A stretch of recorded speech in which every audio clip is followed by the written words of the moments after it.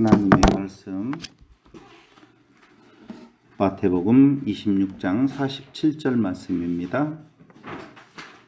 마태복음 26장 47절 말씀하실 때에 12 중에 하나인 유다가 왔는데 대제사장들과 백성의 장로들에게서 파송된 큰 무리가 칼과 몽치를 가지고 그와 함께 하였더라.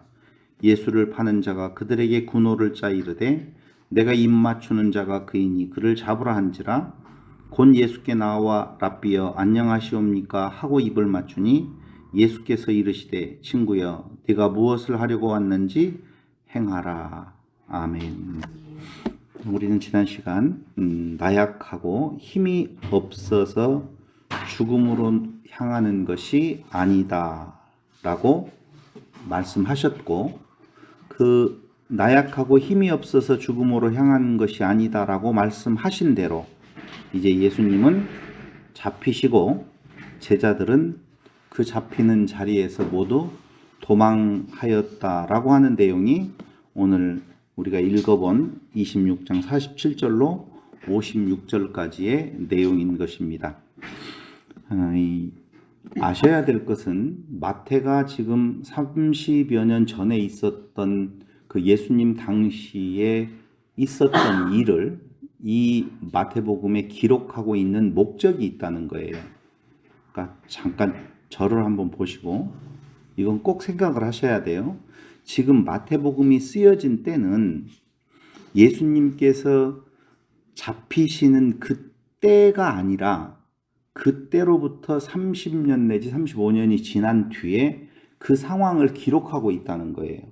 그러니까 마태가 말하려고 하는 것은 봐라, 예수님이 가룟 유다에 파는 것, 그리고 잡으러 온 자들에게 힘없이 잡혀가신 것, 그리고 빌라도의 법정에 서신 것, 그리고 십자가에 달려 죽으셨던 것이 과거예요. 죽으셨던 것이 왜 그러는 줄 아느냐? 힘이 없어서가 아니라 하나님의 계획을 이루려고 하시는 일이었었다라고 하는 것을 봐. 그때 이렇게 전개되었잖아. 그럼 이렇게 전개되는 걸로 보아서는 분명히 예수님은 하나님의 뜻대로 당신 스스로가 주관적으로 잡혀가시고 죽으신 것이지 힘이 없으셔서 어쩔 수 없이 죽은 것이 아니다, 이 말을 하려고 하는 거예요. 그럼 왜 힘없이 그렇게 잡혀서 죽음에 이르게 되어졌느냐?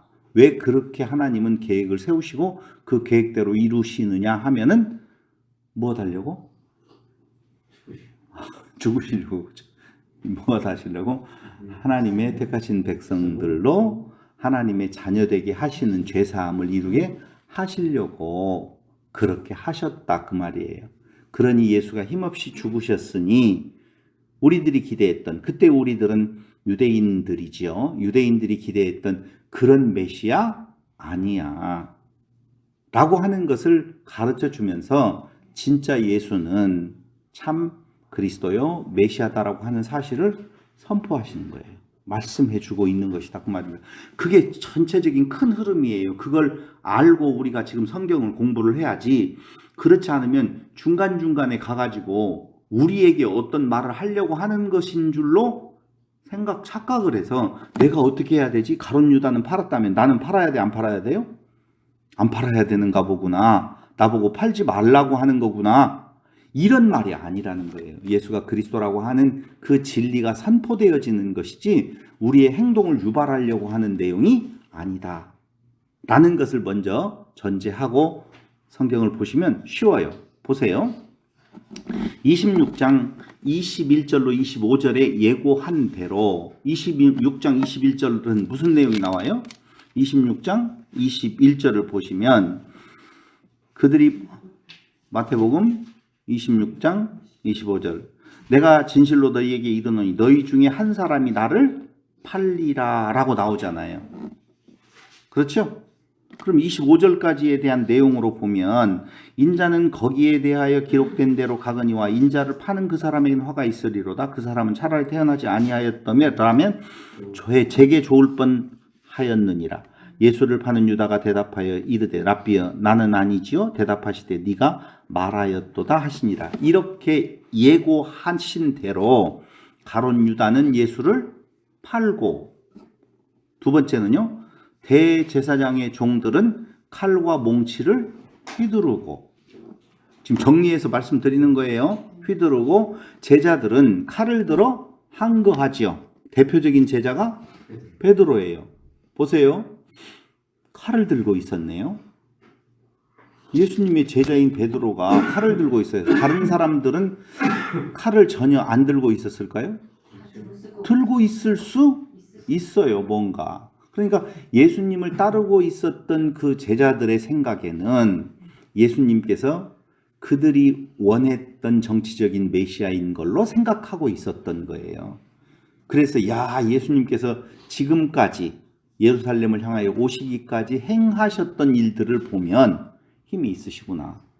와, 오병이어의 역사도 행하시지요.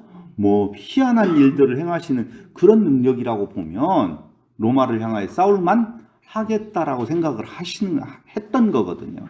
그래서 예수님을 잡으러 오는 그들에 향하여서 너희들이 아니 예수를 잡는다고? 내가 가만히 있을 수 없어. 만에 하나 예수님의 그런 능력을 보지 못했다라고 보면 그 위세에 눌려서 칼과 몽치를 가지고 온 자들의 위세에 눌려서 그들은 한 거 못하고 예수님이 잡혀가는 것을 그냥 지켜봤을 거예요. 근데 베드로, 그 중에 대표적인 베드로가 칼을 빼서, 그때 다른 성경에서는 누구의 귀라고 나와요? 말고의 귀를 잘라버리죠. 그러니까 예수님께서는 도리어 그 귀를 붙여주면서 칼을 거두어라. 칼을 쓰는 자는 칼로 망한다라고 하면서 예수님이 힘없이 그냥 잡혀가 버리고 말더라, 그 말입니다. 그러니까 제자들이 칼을 빼들은 이유는 예수님의 능력 행하실 것을 무엇했다는 거예요? 기대했다는 거예요. 그런데 그 기대대로 예수님께서 이놈들 하고 소리를 쳐가지고 쓰러지게 만들었어야 되는데 예수님은 그러시지 아니하고 그냥 힘없이 잡혀버리네. 이거 아닌갑다 라고 하니 법정 앞에서 베드로가 그 서슬퍼렇게 칼을 빼들고 말고의 귀를 잘랐던 베드로는 3번씩이나 부인할 수밖에 없었다라고 하는 것이죠. 그래서 예수님은 선지자들의 예언을 이루기 위하여 비폭력 무저항으로 잡히시니 제자들은 다 예수를 버리고 도망하였습니다. 왜 제자들은 모두 다 도망갔을까요? 그냥 베드로 하나만 도망가죠? 모든 제자들이 다 도망갔다고 나오잖아요. 왜 그랬어요? 그렇죠. 예고하신 대로 26장 31절 보세요. 그때 예수께서 제자들에게 이르시되 오늘 밤에 너희가 다 나를 버리리라 기록된 바 내가 목자를 치리니 양의 떼가 흩어지리라 하였느니라. 이건 스가랴서에서도 이미 나와 있는 내용입니다. 스가랴 13장 7절 목자를 치면 양이 다 흩어진다, 그 말이에요. 그러니까 봐요. 예수님께서 그 잡히시던 밤에 모두 다 도망가 버렸다. 이걸 지금 30년 전의 역사적 사실을 마태가 기록한 이유는 예고된 대로 그대로 이루어졌지 않느냐라고 하는 거예요. 그럼 예수님은 그 전에 예고를 하고 예수님이 잡히시던 때에 모두 다 도망가 버렸어요. 그런 걸 보면 예수님의 잡히심은 나약하고 힘이 없어서 어쩔 수 없이 잡혀간 것이 아니구나. 그러니까 예수님의 잡혀감이 곧 메시아인 증거, 그리스도인 증거라고 지금 마태는 말을 해주고 있는 것이라고 말입니다. 그런데 여기에다가 예수님 잡혀가는 데에 우리도 같이 도망가면 안 됩니다. 이렇게 말을 하는 것은 말이 안 되는 이야기란 말이죠. 그러니까 오늘날 우리에게 예수 믿고 도망가면 안 됩니다라고 하는 그러한 윤리와 도덕적인 행동 강령을 말해주는 것이 아니라고 보셔야 된다, 그 말입니다. 결론적으로 말씀을 드리면 무슨 결론? 26장 47절로 56절까지의 내용의 결론을 말씀드리면 유다의 파는 것, 대제사장의 종들의 칼로가 몽치도 아닌 예수께서 자신의 체포를 주도하셨다. 지금 그 말이에요. 아시겠어요? 그러므로 예수는 누구다? 그리스도시다 라고 하는 거예요.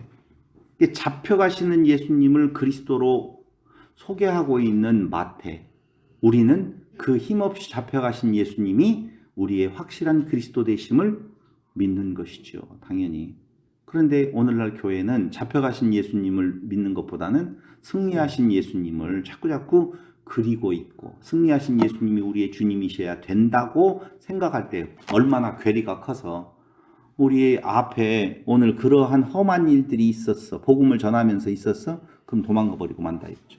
그래서 많은 분들이 하는 이야기가, 제가 뭘 잘못을 했는데요, 제가 지금 하고자 하는 일은 하나님의 일을 하려고 하고 예수를 증거하려고 하는 일인데 왜 내게 이렇게 험난한 세월이 앞에 놓여져야 되겠습니까? 라고 한탄하는 그리스도인들, 성경을 잘못 가르치고 잘못 배운 결과라고 저는 생각을 하는 것입니다. 그러면서 26장 57절로 68절에서는 공회 앞에 서서 새벽까지 신문을 당하십니다. 당하셨습니다. 이렇게 소개하고 있는 거예요.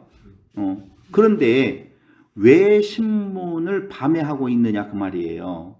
원래 3세기 초에 편찬되어진 미슈나라고 하는 책이 있어요. 3세기면 몇 년이에요? 400 몇 년이겠죠? 3세기 초면. 자, 1세기는 1년에서 100년까지, 2세기는 101년부터 200년까지. 그렇죠? 3세기면 몇 년부터요? 200 몇 년이겠네요. 미안해요. 그렇죠? 3세기 초에 미슈나라고 하는 책이 유대인들 사이에 편찬되어지는데, 그 미슈나는 랍비들의 구전율법의 규정집이에요. 그러니까 랍비들이 구전으로 전해져 왔던 어떤 법칙이에요. 이스라엘 유대인들의 법칙인데 그것을 규정한 규정집이 있어요. 구전율법에 대한 규정집이 있는데 거기에 뭐라고 써져 있냐면은 사형재판이나 사형에 대한 언도, 이것은 밤에 열거나 재판하지 못한다라고 되어져 있어요. 그러니까 사형재판은 밤에 열거나 밤에 판결하지 못한다 이렇게 되어 있는데 그들은 지금 예수님을 언제 지금 하고 있어요? 밤에 하고 있단 말이에요. 그럼 그게 본 재판이 아니라는 거예요. 본 재판, 죽일 근거를 찾기 위해서 그 밤에 지금 신문을 해서 근거를 찾으려고 밤에 예수님을 지금 신문하고 있어요. 대제사장들이. 이해됐죠? 그럴 때에 공회 앞에 서는데요. 거기 27장 1절에 보시면 새벽에 나와요, 안 나와요? 나오죠. 새벽에.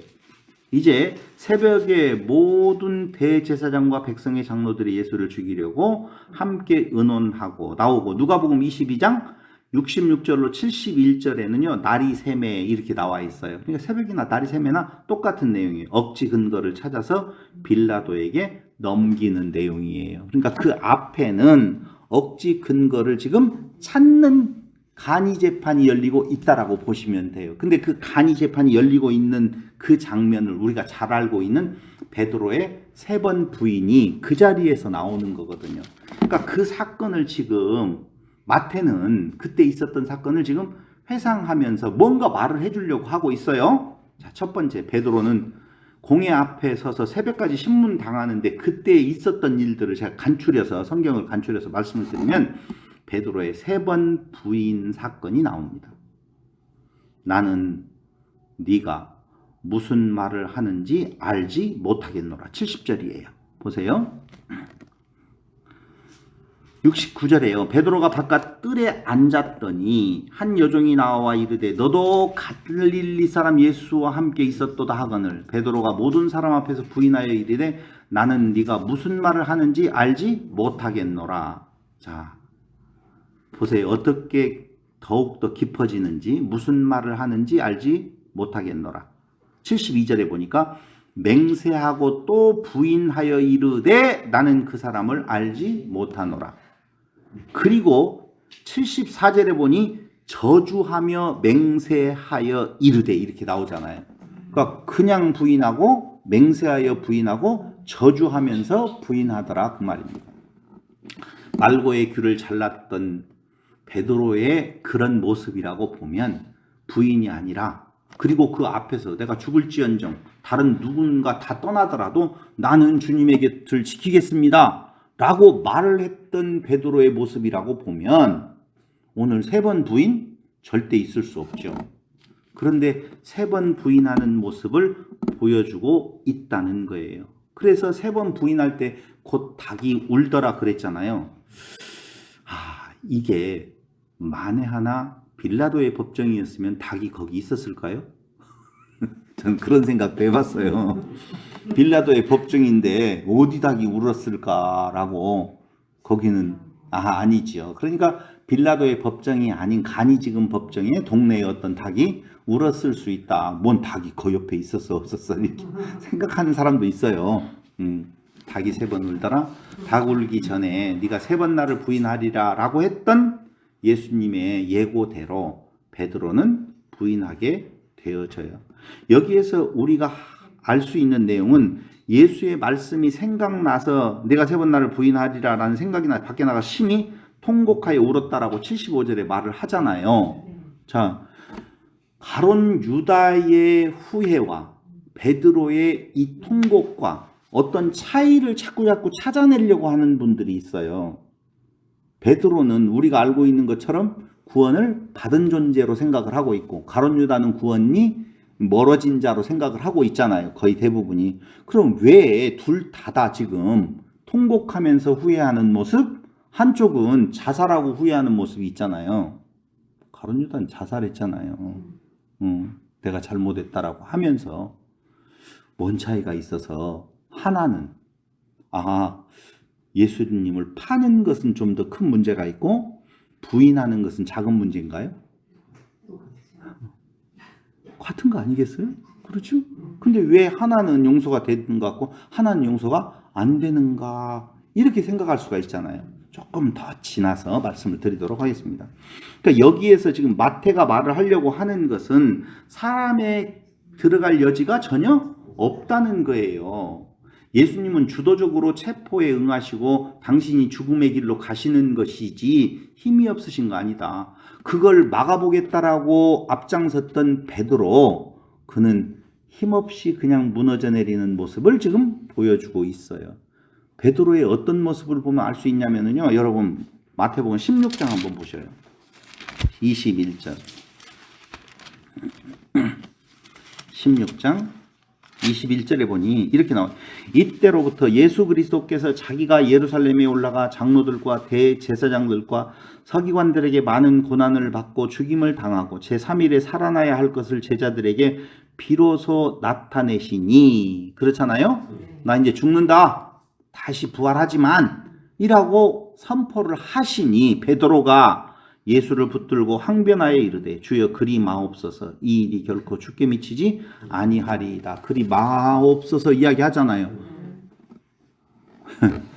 베드로가 그리하지 말라고 할 때는 우리가 주님을 지키겠습니다, 절대 그런 일이 일어나서는 안 됩니다라고 이야기를 하잖아요. 근데 예수님께서 그 뒤에 하시는 말씀이, 예수께서 돌이켜 베드로에게 이르시되 사탄아 내 뒤로 물러가라, 너는 나를 넘어지게 하는 자로다. 네가 하나님의 일을 생각하지 아니하고 도리어 사람의 일을 생각하는도다 하시고, 이게 사람의 생각이에요.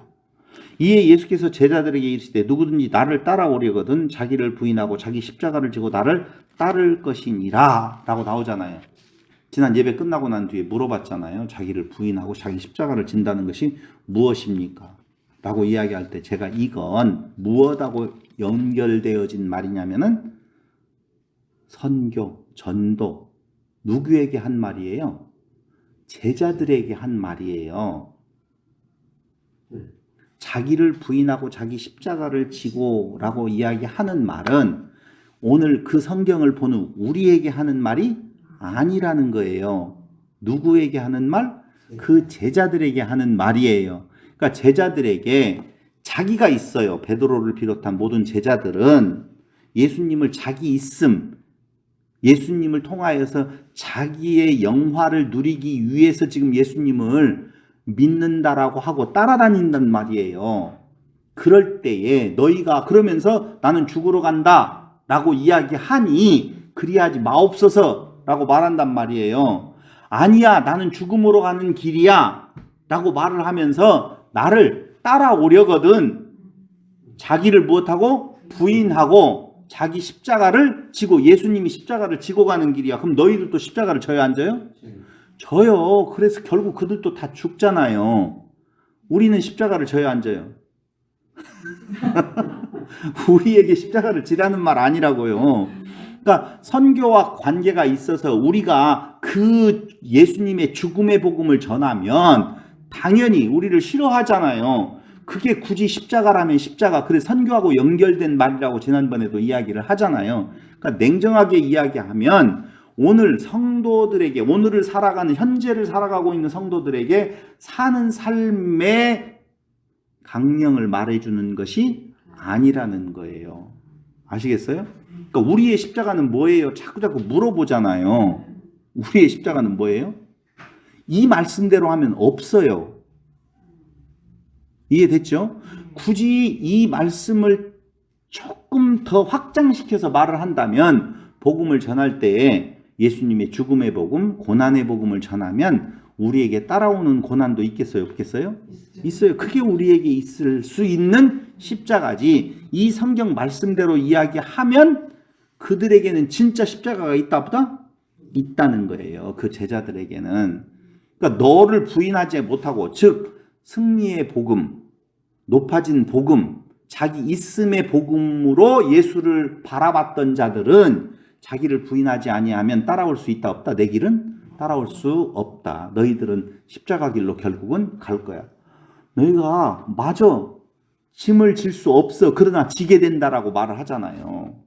결국은 너희 힘으로 그 짐을 지는 것이 아니라 내가 지게 만들어준다라고 예수님께서 말씀하신 거예요. 이 이야기는 달리 말하면, 다시 원점으로 돌아가서 말씀을 드리면, 당시의 제자들에게 하시는 말로서 너희들 따를 수 없어. 너희들 스스로의 힘으로는. 홀로 감당하시는 예수님의 모습을 지금 마태복음 몇 장에서? 26장에서 말씀해 주고 있다는 것입니다. 16장도 그렇고 26장도 같이 말씀을 섞어서 말씀을 드리면, 제자들이 무언가 도와서, 나약한 예수님을 도와서 로마의 군병들로부터 죽지 아니할 길이 있었던 것이 아니라는 거예요. 다 도망간다, 부인하게 되어져 있다. 그들이 그렇게 예수님 죽으시면 안 된다라고 말하는 것, 그것은 사람의 생각일 뿐이다 라고 하는, 진짜 참 복음은 죽음의 복음이에요. 십자가의 복음이라고 하는 사실을 지금 마태는 그때의 그 사건을 들어서 정치적인 메시아를 기다리고 있는 유대인들에게 오늘 이 메시지를 전하고 있는 거예요. 그러므로 예수님은 죽으셨지만 그분이 진짜 메시아입니다 라고 말을 하면서 예수님의 죽음은 하나님의 뜻대로 진행되어진 것이다 라고 선포하고 있죠. 그러면서 26장 63절을 보세요. 26장, 이제 거짓 증인들이 나와서 거짓 증거를 찾고, 거짓 증인이 많이 왔으나 얻지 못하더니 그 후에 두 사람이 와서 이르되, 61절, 이 사람의 말이 내가 하나님의 성전을 헐고 사흘 동안에 지을 수 있다 하더라 하니, 대제사장이 일어서서 예수께 묻되 아무 대답도 없느냐, 이 사람들이 너를 치는 증거가 어떠하냐 하되, 예수께서 침묵하시거늘 대제사장이 이르되, 봐봐요. 예수님께서 침묵해야 돼요? 아니라고 항변해야 돼요? 아니라고 항변해야 돼요. 보통 법정에 서게 되어지면 나는 그런 적이 없다. 왜? 예수님은 정치적인 메시아로 온 것이 아니기 때문에 그들이 지금 말하려고 하는 내용에서 동의할 수 있는 내용이 없단 말이에요. 그런데도 항변하지 않아요. 그냥 뭐라고 그래요? 비폭력, 무저항으로 대응하고 있어요. 그럴 때 예수께서 침묵하시거늘 대제사장이 이르되 내가 너로 살아계신 하나님께 맹세하게 하노니, 자, 한 가지만 물어볼게. 하나님께 맹세하고 너 분명히 이 질문에 대답해봐. 지금 그 말이에요. 그게 뭔 말이냐면, 네가 하나님의 아들 그리스도인지 우리에게 말하라. 네가 하나님의 아들 그리스도야? 라고 말하라. 예수께서 이르시되 네가 말하였느니라. 내가 말하였느니라. 네가 하나님의 아들 그리스도야? 하나님의 아들 그리스도냐? 이렇게 물어보는 거예요. 이게 약간의 함정이 있어요.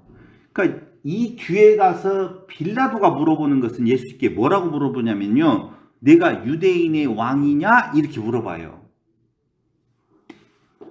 유대인의 왕이냐? 여러분 같은 말이에요? 다른 말이에요? 어떻게 다를까요? 유대인의 왕은 정치적인 왕이냐? 그리고 하나님의 아들 그리스도냐는 뭐 그런 거냐? 네가 진짜 하나님의 아들이면 너를 심판하겠다고. 굉장히 큰 차이가 있어요. 근데 대제사장이 이렇게 물어보는 것은 어디로 가려고 하는 거예요? 이쪽으로 지금 유도하려고 하는 거예요. 유도하려고 하는 거예요. 그래서 왜 유도하려고 하는 것이냐라고 하면 봐봐요. 예수께서 침묵하시고 이렇게 지금 침묵하는 예수에게 물어보니 예수께서 이르시되 네가 말하였느니라. 그러나 내가 너희에게 이르노니라고 말을 해요. 그러니까 네가 말하였느니라. 내가 하나님의 아들 그리스도냐? 그러니까 네가 말했어. 라고 그러면서 그러나 이렇게 말해요. 이 말을 다시 정리해서 말하면 그러나라는 말은 앞에 말에 대한 반대견이 부정이잖아요.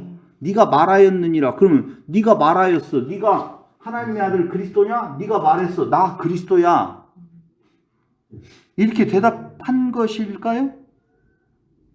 아니요. 네가 말하였어. 맞아. 나 하나님의 아들 그리스도야. 그렇다면 그러나로 연결되어질 수가 없다는 거예요. 좀 어렵다. 이게 카메라로 비치면 쉬운데 다시 이야기할게요. 네가 하나님의 아들 그리스도냐? 네가 말하였어. 그러나 나는 그런 것이 이렇게요. 부정을 지금 이야기했단 말이에요. 그러니까 네가 말하였다는 말은 뒤에 27장에 가서 다시 한번 보시면 11절 보세요.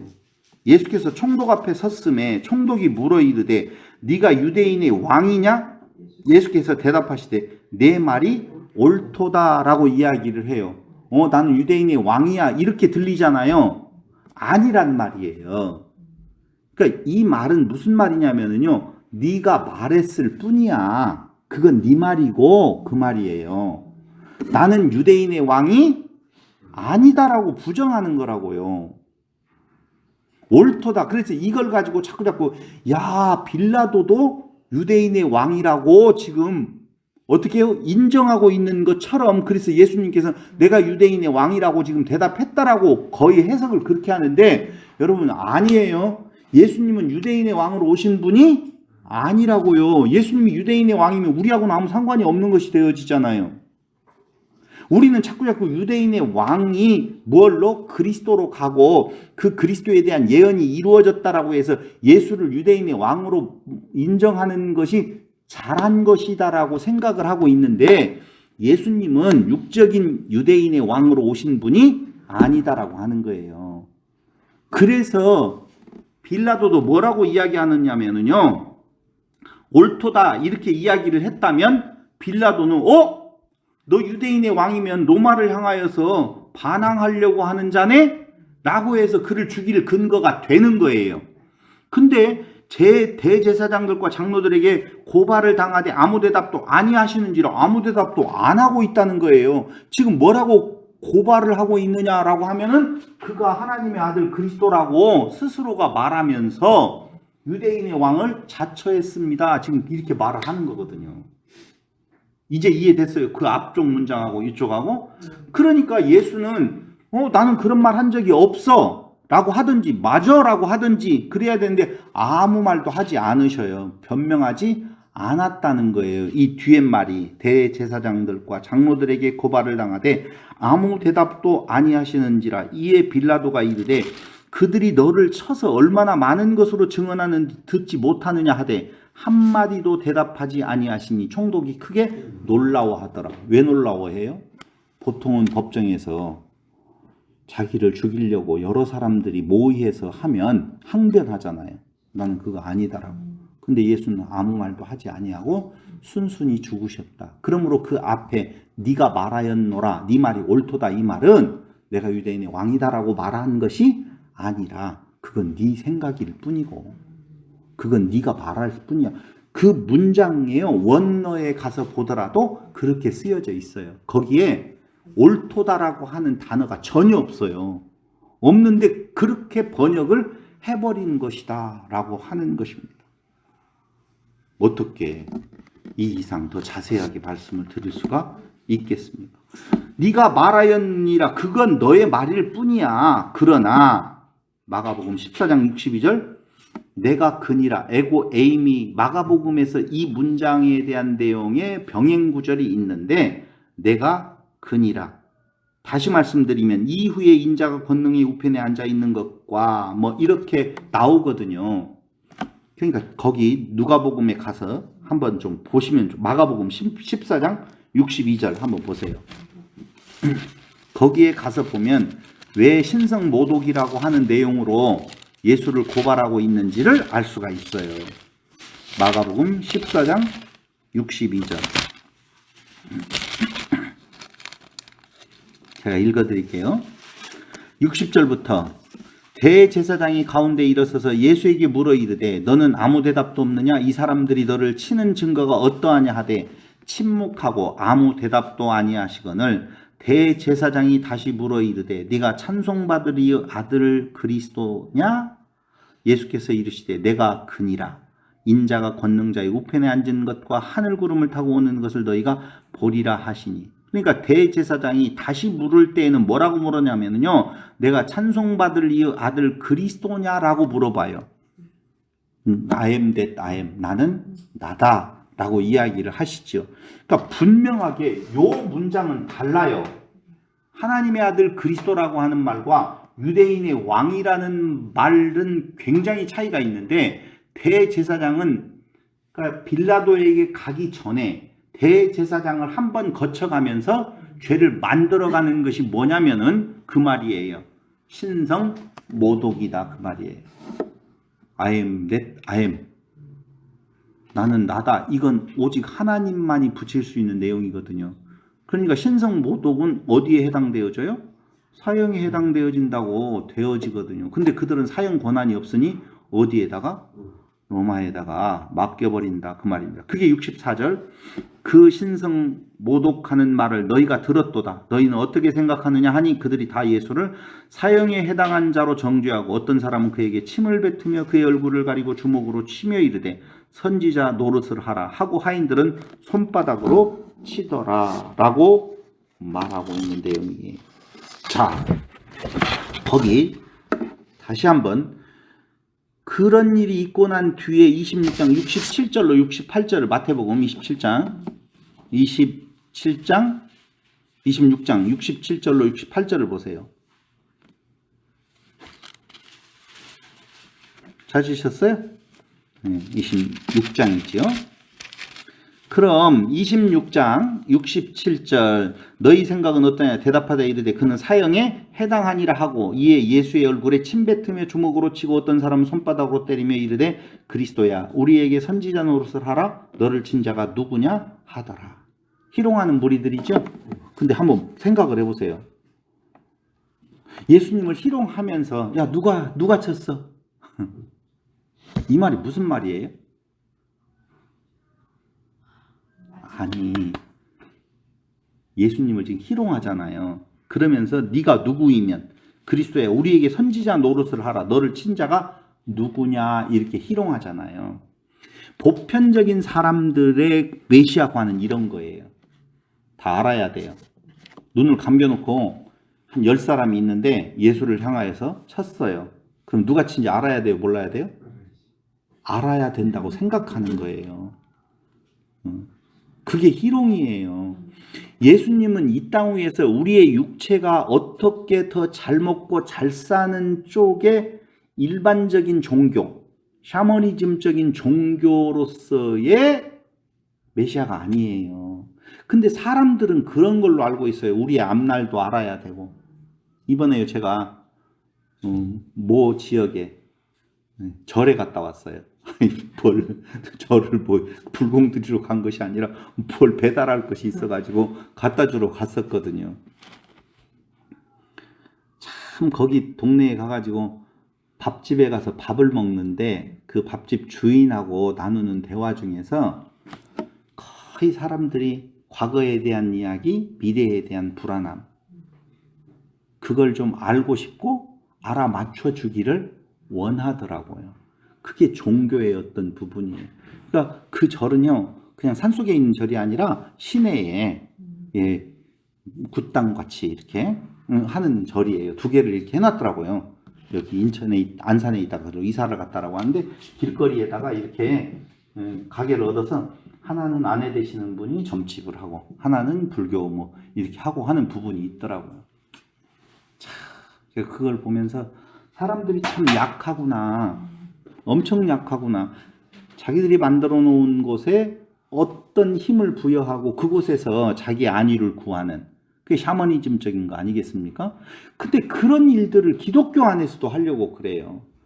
그러니까 앞으로 무슨 일이 어떻게 되어질 것인가에 대한 내용을 안다든가 내게 있어서 애군이 올 것을 막는 어떤 역할로서의 그리스도 부적화되어진 그리스도 십자가라든가 뭐 이런 것들로 내 삶에 어려운 일들이 없기를 방어를 치는 펜스를 치는 그런 신이기를 바란다 그 말입니다. 그러니 예수님 다 알아야 돼요. 때리면 누가 때린지도 알아야 되고 무슨 일이 일어날 줄도 알아야 되고 야 어떻게 남은 구원하는데 너 자신은 구원하지 못하고 그렇게 십자가에 죽느냐 뒤에 나오는 말이잖아요. 거기에서 내려와야만이 진짜 신으로 생각을 한다니까요. 마태는 어떻게 말하고 있어요? 힘이 없어서 죽으신 것이 아니다. 우리 죄를 지고 가는 어린 양 아사셀을 향하게 하는 양과 같은 존재다라고 지금 소개를 해주고 있는 것입니다. 인간 군상들이 원하고 생각하는 하나님의 아들 메시아의 상 이것이 희롱하는 무리들이 가지고 있는 내용이고 예수는 그렇지 않은 분이다. 죽으러 오셨다라고 말을 해주고 있는 거예요. 그러면서 27장 1절로 2절에 빌라도에게 결국은 넘겨졌었다라고 마태는 말해주고 있는 것이죠. 왜 넘겨져요? 도망가도 되잖아요. 아니면은 천군 천사를 불러다가 이놈들하고 한마디만 해도 되는데 그런데 이렇게 힘없이 나약하게 죽으시는 것은 우리를 위한 진정한 그리스도였었다라고 말하고 있는 거예요. 그럴 때 이 장면을 보고 힘없이 잡혀가시는 예수님의 모습을 보고 유다는 뉘우치는 거예요.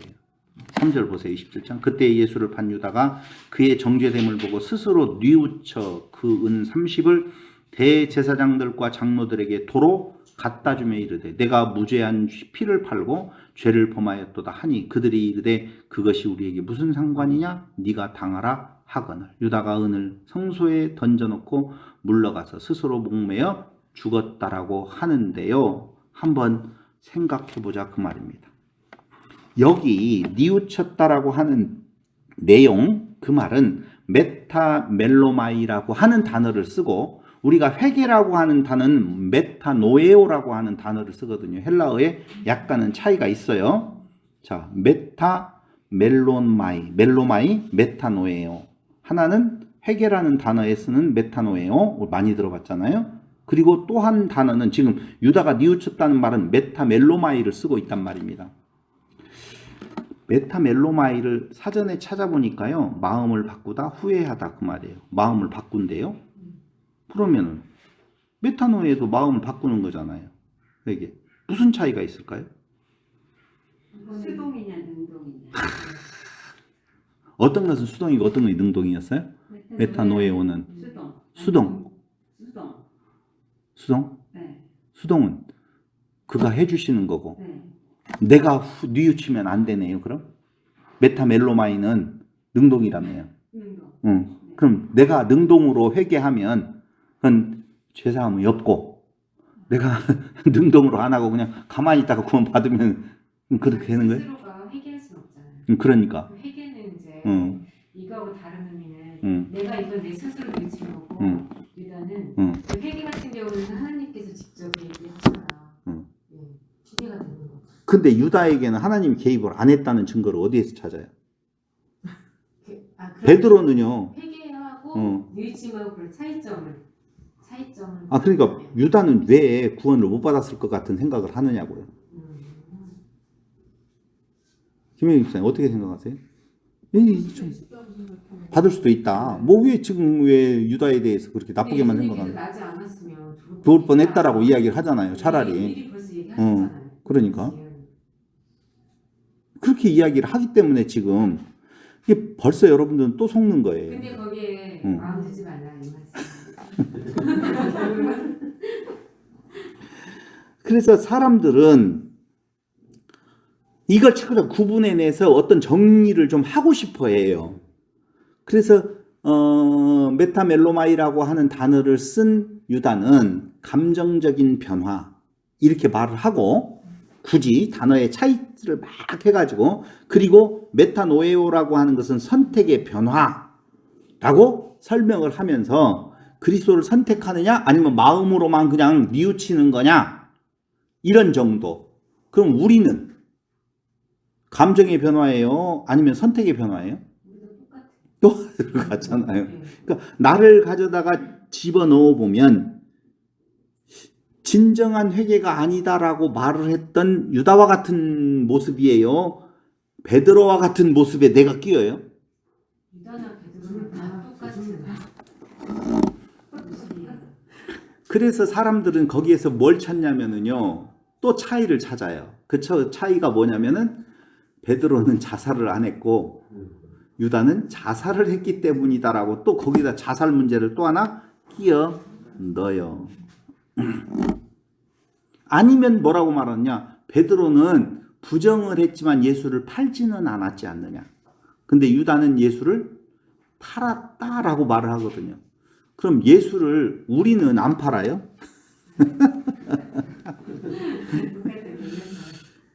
베드로의 눈물을 흘리잖아요. 베드로의 눈물과 가룟 유다의 후회해서 자살을 하는 그 죄책에 대한 크기는 누가 더 큰 것 같아요? 유다가 더 큰 것 같잖아요. 우리가 생각을 할 때. 그래서 우리는 이것을 자꾸 베드로나 유다에게서 그 원인을 찾으려고 한다 그 말입니다. 잊어먹으세요. 제발이지. 그 말을 하려고 여기 이 말을 쓴 것은 아니라 그 말입니다. 유다가 팔으려고 해서 죽은 것이 아니고 베드로가 부인했기 때문에 예수는 죽은 것이 아니라 인간은 다 똑같아요.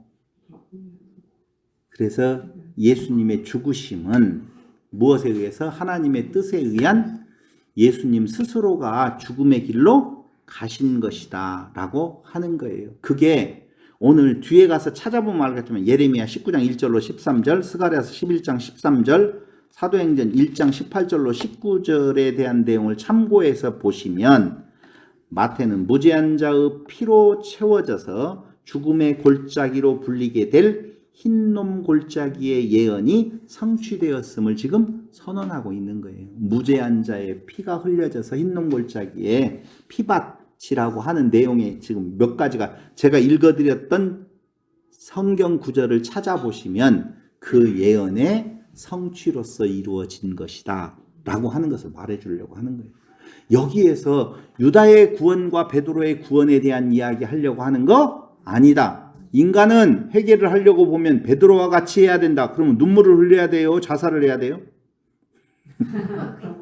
그런 거 아니다. 자살과 눈물을 흘렸다라든가 뭐 말에 차이가 있다든가 그런 걸 지금 말하려고 하는 것이 절대 아니고 예수님의 죽으심은 구약과 사도행전에서 말한 대로 하나님의 뜻대로 이루어진 것이다 라고 하는 것을 말하고 있는 거예요. 너희들 알잖아 그 말이에요. 유다가 실망하고 오해하여 예수님을 넘겨줬지만 예수님께는 왜 실망하고 왜 오해했어요? 그때 이야기를 했잖아요.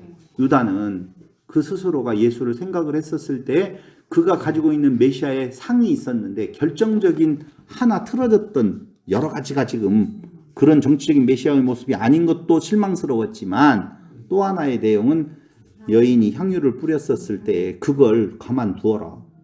그걸 좋게 여기고 있는 예수님의 모습 속에서 이건 아니지 않느냐. 사람은요 참 묘하네요. 좋은 사람이 어느 날 갑자기 나쁜 사람이 될 수가 없거든요.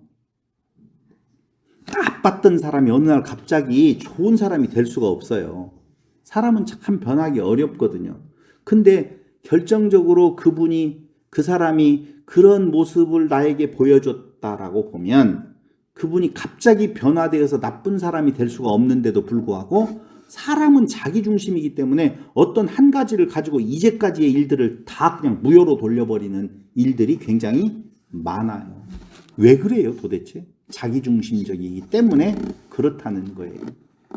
그래서 유다는 그 모습을 보고 자기가 원래 가지고 있었던 생각대로가 아닌 그리스도의 모습에 실망했는데 그것이 하나의 끈이 되어서 예수를 팔아버렸는데 그 과정을 놓고 보니까 예수가 그런 것이 아니잖아요. 진짜 죽으시잖아요. 그분이 자기를 그냥 떠받들고 있는 한 여인에게 빠져가지고 정신없이 지금 그 향유에 대해서 야 좋은 일 했는데 왜 너희들이 뭐라고 하는 거야? 라고 하는 모습이 아니구나. 내가 잘못 봤구나 라고 하는 내용으로 후회를 하는 거예요. 그게 아니구나 라고.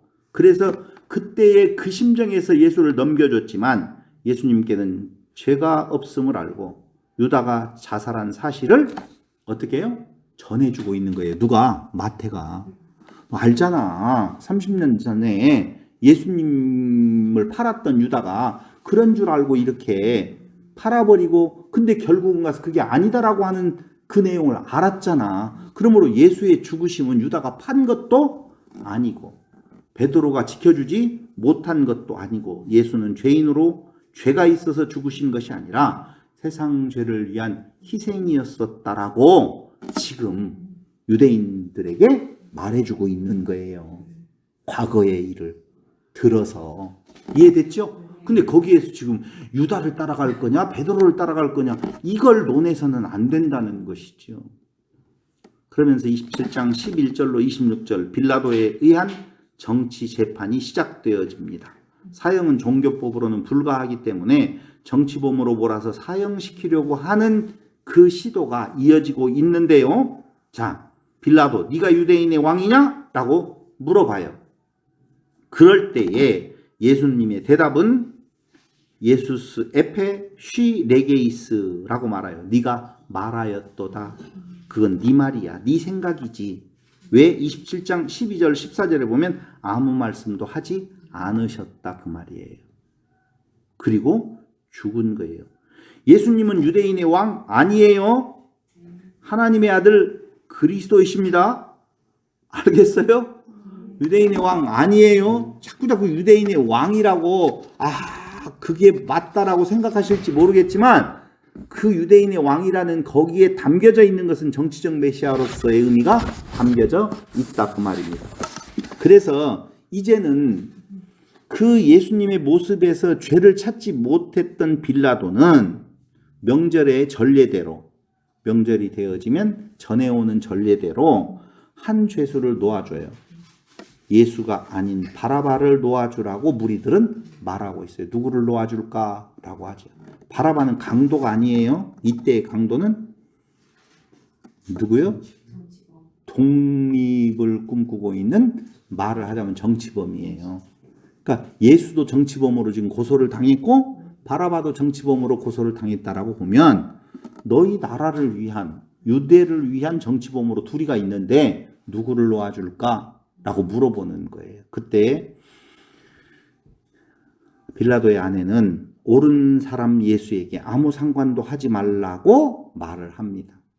여기 중요한 것 또 하나, 빌라도의 아내가 그는 옳은 사람입니다. 내가 어젯밤 꿈을 꾸었는데 심승생숭해요. 저는 잘못이 없는 것 같아요. 그러니 남편이요, 빌라도요, 상관하지 말아요. 당신이 거기에 끼지 말아요 라고 이야기를 하고 있어요. 이 말을 가지고 많은 분들이 또 뭐라고 이야기하냐면 빌라도의 아내까지도 무죄자라고 이야기를 했다라고 하는 근거를 삼으려고 한다 그 말입니다. 빌라도의 아내가 저는 옳은 사람이라고 말했기 때문에 예수가 옳은 사람이 아니라 지금 마태는 그때의 그 사건을 이야기를 해주고 있는 거예요. 봐라. 빌라도의 아내까지도 누구를 향하여서 지금 하고 있는 거예요? 유대인들을 향하여서 하는 거예요. 빌라도의 아내까지도 그가 죄가 없음을 말하고 있지 않느냐.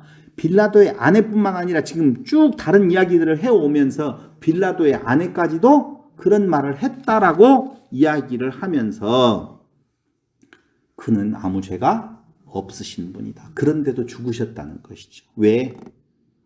우리들의 죄를 위하여서. 그런데 무리들은 뭐라고 말하느냐? 27장 22절로 23절에 보니까 십자가에 못 박으라고 이야기를 해요. 그들은 왜 십자가에 못 박으라고 이야기하느냐?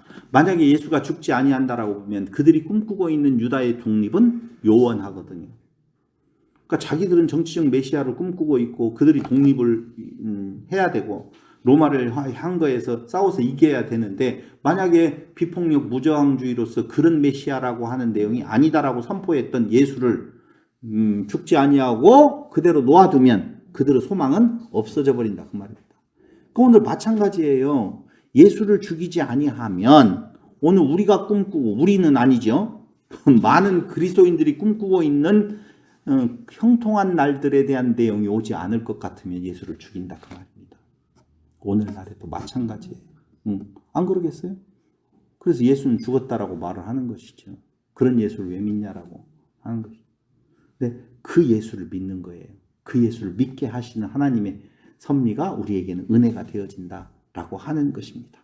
그러면서 밀란이 날까 두려워 예수를 채찍질하고 십자가에 넘겨줍니다. 누가? 빌라도가. 사형 선고를 내리지요. 근데 그 모습 속에서 마태가 말하고 있는 내용은 봐라. 그런 과정 중에서 죄 없으시잖아.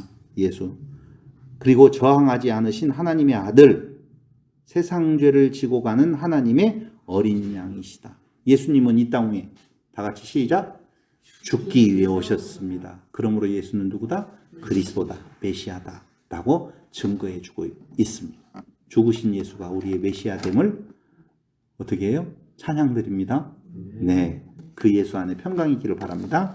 기도드리겠습니다. 고마우신 아버지 하나님, 오늘 우리에게 죽음의 복음, 예수님의 죽으심으로 말미암아 우리의 죄사함이 있는 이 아름다운 복음이 우리 마음속에 믿어져서 참 평강을 누리는 성도들이 되게 하여 주시기를 예수님의 이름으로 기도드립니다. 아멘.